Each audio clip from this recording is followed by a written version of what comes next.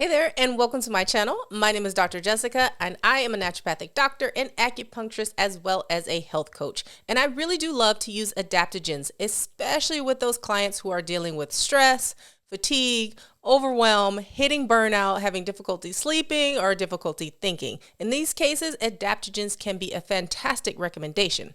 However, the most common thing I see is that sometimes people are actually using them wrong. So let's dive into some of the most common mistakes I see when it comes to people using adaptogens on their own. So number one is that people are taking specific adaptogens at the wrong time. Now, if you've seen my series, and it's still growing, on adaptogens, I've broken down a couple of different types of herbs. When looking at adaptogens, there are often ones that are more stimulating versus ones that help you relax a little bit more. Let's take rhodiola, for instance. The common mistake I see with this one is that people are actually taking it at night and then reporting that they're having trouble sleeping.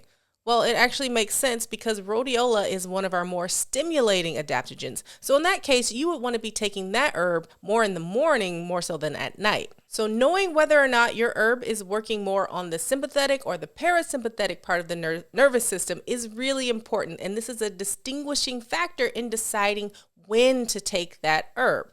This is why it's important to work with someone who actually knows the ins and outs and the pros and cons of working with each different type of adaptogen or herbal supplement. The second mistake I see most commonly is using the wrong part of the herb or using the wrong formulation. So what exactly does that mean? Well, using the wrong part of the herb can be something like using the root when you should be using the berry. Let's take, for example, Shashandra. We often use the berry part of the Shashandra plant. That is the part that contains the constituents that help it act or have its adaptogen-like effects. Or you could be using the wrong formulation. So using the wrong formulation is a little bit trickier. So there are many different ways to extract the type of constituent that you want out of the herb to get the effect that you need. So for example, you can often extract an herb in water, let's say by making a tea, or you can extract it out in alcohol by making a tincture. Let's take again Sashandra, for example. If you are using Sashandra as a tea, that might be great for things like insomnia.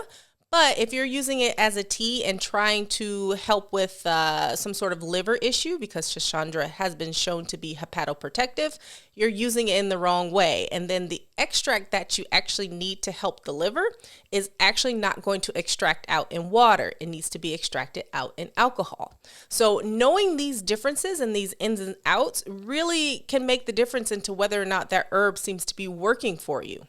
And making sure you're taking the right preparation will save you a lot of time and a lot of money as well. Because if you're using the wrong formulation, you're literally just pouring all that money down the toilet. The third mistake that I often see is taking the adaptogen or the herb either with food or without food. So it's really important to know some herbs you should take on an empty stomach to have the maximum efficacy, and some herbs you should actually take with food because sometimes they need either a fat or some other mineral or vitamin to help them actually absorb into your system. So knowing whether or not the herb that you are taking should be with or without food is another crucial part of knowing how to use the herb and use the adaptogen properly. Otherwise, again, you might just be wasting your money and not actually being able to ingest that herb and get the maximum amount of benefit from it. And the fourth mistake I often see when using adaptogens is not actually knowing the interactions either with other drugs, herbs, or medications, or the complete contraindications into using those herbs. Now, because adaptogens, supplements, herbs are generally available over the counter, you don't need a prescription, that tends to make people think that they're completely safe and you can just take whatever. But that is actually not the case. There are certain adaptogens or certain herbs that will interfere with medications. Let's take again Shashandra, for instance. Because it does actually have an effect on the liver, it can interact with some types of liver enzymes. This interaction with liver enzymes can cause other drugs that you're taking at the same time to either stay in the system a lot longer or to be used more quickly by the body. So in that way, some adaptogens can affect the metabolism of other medications. Now, this can then make your medication either more effective or less effective.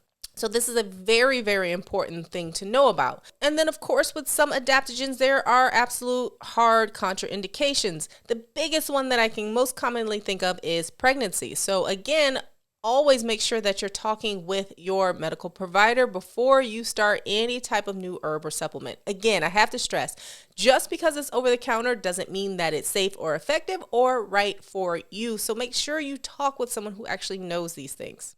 And if you have further questions, these are actually the types of recommendations that I talk with my clients about inside of my coaching program, the Better Health Blueprint. Again, herbs and supplements, while not regulated by the FDA, are still things that you want to make sure that you are taking the thing that is right for you, the correct form, in the correct way, in the correct formulation. So if you have any questions, be sure to leave them in the comments below. You can click the link below to learn more about my online coaching program.